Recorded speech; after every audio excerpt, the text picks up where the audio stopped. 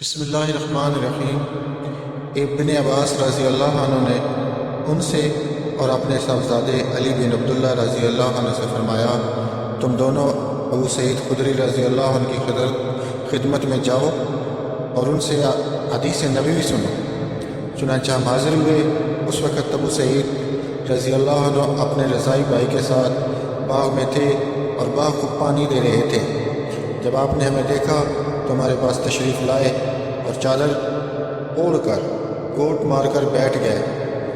اس کے بعد بیان فرمایا، ہم مسجد نبوی کی اینٹیں ہجرت نبوی کے بعد تعمیر مسجد کے لیے ایک ایک کر کے ڈھو رہے تھے، لیکن عمار رضی اللہ عنہ دو اینٹیں لا رہے تھے۔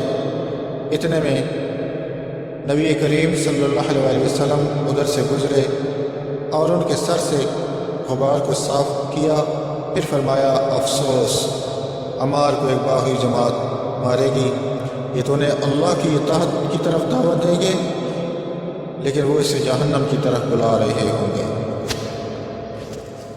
رسول اکرم صلی اللہ علیہ وسلم جب خندق سے فارغ ہو کر واپس ہوئے اور ہتھیار رکھ کر غسل کرنا چاہا تو جبریل علیہ السلام آئے۔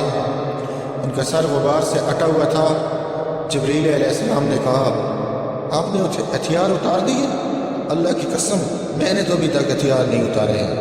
آپ صلی اللہ علیہ وسلم نے دریافت فرمایا، تو پھر اب کہاں کا ارادہ ہے؟ انہوں نے فرمایا، ادھر، اور بنو قریظہ کی طرف اشارہ کیا۔ عائشہ رضی اللہ عنہا نے بیان کیا، پھر رسول اللہ صلی اللہ علیہ وسلم نے بنو قریظہ کے خلاف لشکر کشی کی۔